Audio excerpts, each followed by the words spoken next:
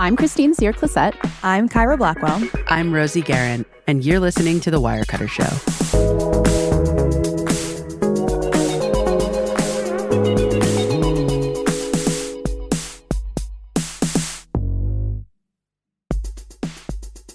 Hey y'all, it's Kyra. A few days ago, we released an episode with actor, writer, and woodworker, the famous Nick Offerman. It really is a fantastic conversation, and if you haven't listened to it yet, you should definitely go find it.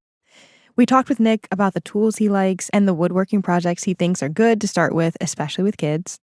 But here at Wirecutter, our tool expertise goes way beyond just woodworking. We have a team of home improvement writers who cover everything from power tools to simple hand tools to the best way to store tools. So in light of our episode with Nick Offerman, we thought it'd be helpful to bring you some more in-depth information on how to build a basic toolbox, whether you're starting from scratch or a couple steps above scratch. Today, we'll chat with senior staff writer Doug Mahoney. Doug has joined us on the podcast many times before to chat about everything from fire safety to pest control. And he's also been using tools professionally and writing about them for years. In a minute, Doug tells us what tools you really need to start being handy, what you can expect to spend, and what you don't need to invest in as a beginner. Be right back.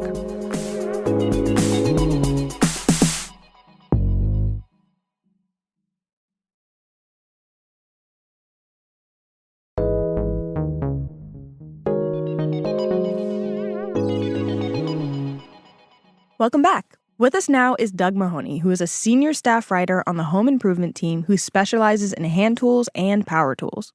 He also covers home improvement topics, outdoor power equipment, and pest control, which y'all probably already know. And Doug owns a hobby farm in the woods of New Hampshire where he's constantly fixing up something in his own home. Doug, welcome back. Hi, how is everybody? We're Good. Great, and we're so happy to have you back. So, Doug, you are someone that I think anyone would consider a classic handyman. I hope you aren't offended by that term. But I'm not.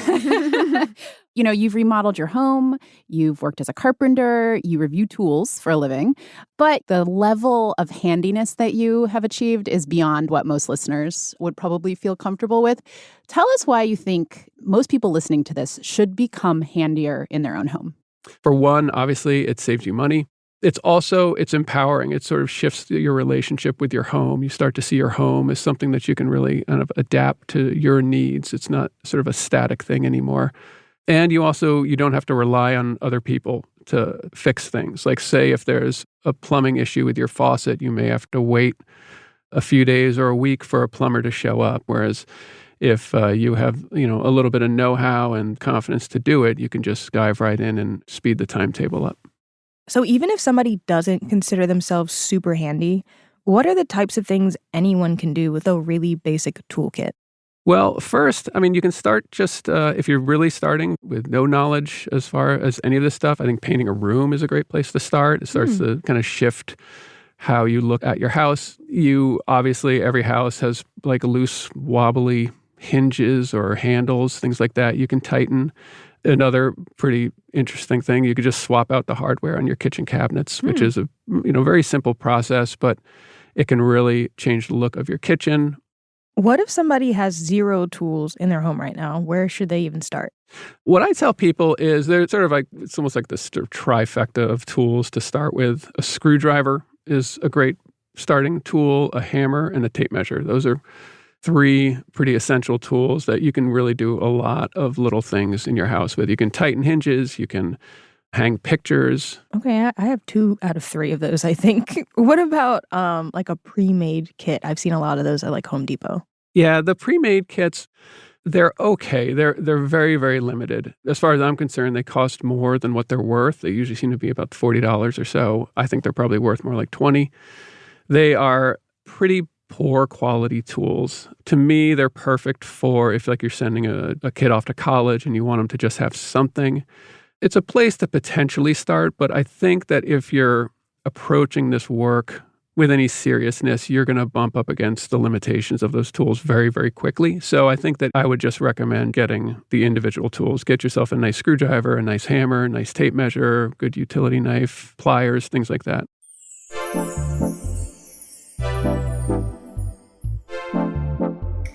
Doug, if I'm standing in Home Depot in front of a wall of hand tools, it can be overwhelming to know which ones to buy.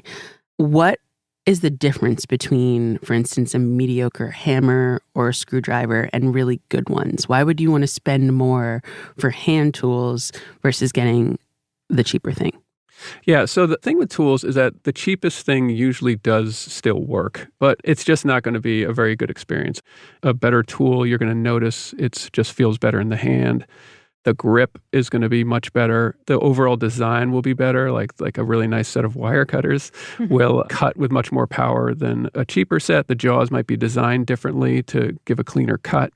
Things like screwdrivers are going to be made of much better steel so they don't become mush and become unusable. So it's just going to make your work a lot easier. And it's definitely more of an investment. You'll probably be paying anywhere from $15 up to, say, $30 per tool if you're buying the tools individually. But they're going to turn into lifetime tools. I think it's worth leveling up to the good stuff. So once someone has the core tools, what other tools would you recommend they consider adding over time? So if you're doing this ad hoc, what are you adding to your collection as you move forward? Once you have those basics, I would then sort of move on to the plier wrench category. So adjustable pliers, adjustable wrench, those are great for, adjusting bike seats and tightening faucet. They're very good plumbing tools. Then you have locking pliers, which are vice grips. Stud finder, that's a pretty basic one, especially if you're hanging like a heavy mirror on the wall, things like that. Okay, so level stud finder could be potentially helpful. What else? Allen wrenches are good. They're another one used, especially if you have kids who have bikes. Seems like half the adjustments on bikes are with Allen wrenches. I think a headlamp is really good, especially if you have a basement, if you have a nasty crawl space like I do. Headlamps are pretty helpful to be able to work hands-free and still get some light on what you're doing. And then if you get into any electrical work or you start figuring out your electrical system in your house, a non-contact voltage tester is a good one. And what you do is you can place the tip of it against a wire and it will tell you if that wire is live. You can also stick them into an outlet to see if an outlet is live. So it's a good troubleshooting thing. Like, okay, my lamp doesn't work. I've changed the bulb. And then you can take a non-contact voltage tester and you can test the outlet to see if the outlet's working. This sounds both incredibly handy and advanced. I think I'd be scared to be like, oh, here's a wire. Let me just see if it's working. Let me stick this thing in a live outlet, maybe. Well, it's a non-contact thing, so you can do it. You don't even need to touch the wire. You just get the tip of it close to the wire. When do you think it's worth graduating from hand tools into power tools? Things like an electric drill or a power sander or a saw? Well, getting into those tools, that's when you really start taking on a proactive approach. You're not really just reacting to the loose handle or the jiggly towel bar.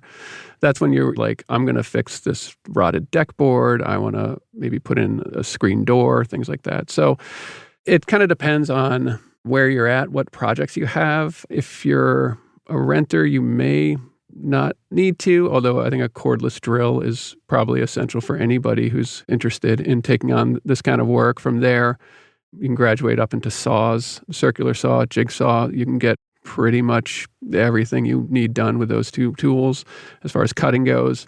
And then an orbital sander after that. That would be kind of like the first basic kit, I think, of power tools to get. So you said earlier, most people should have a power drill. Mm-hmm. What does that unlock? What can you do that you couldn't do if you don't have one? Well, first, it can save a lot of time, even from what a screw driving task is. Like if you're putting in a door hinge instead of sitting there, screw, you can get it done in like less than a second, and you're not really relying on hand strength. You're not exhausting your hand. And secondly, you can start really like putting things together. Like you can drill holes, you can drive screws, so you can start to like replace the deck board.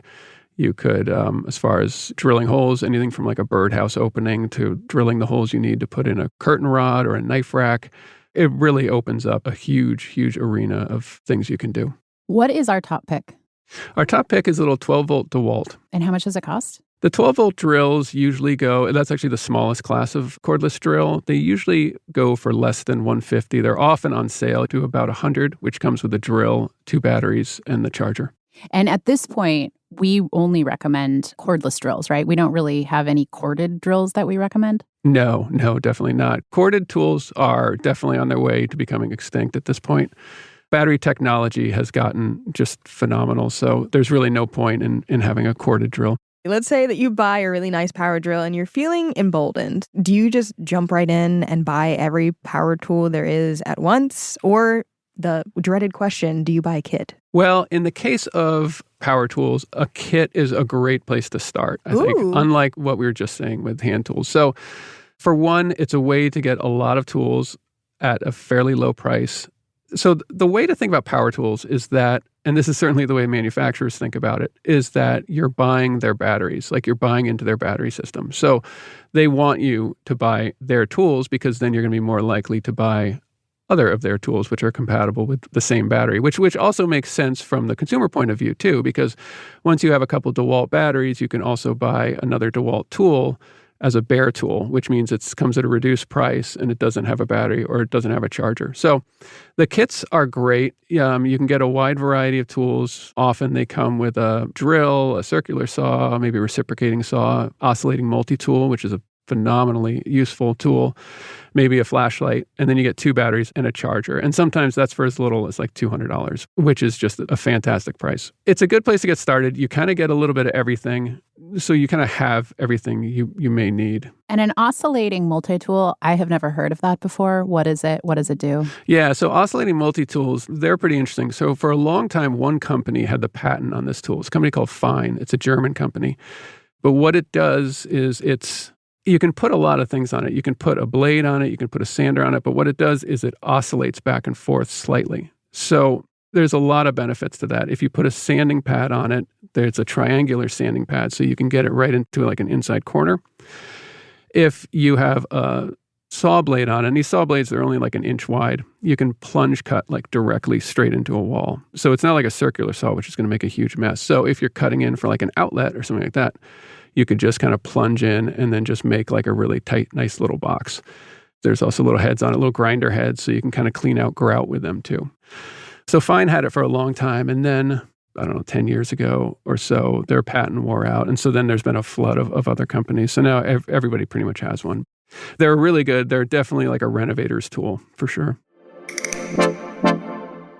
Doug, do you have any final pieces of philosophical advice for people who are interested in becoming handy?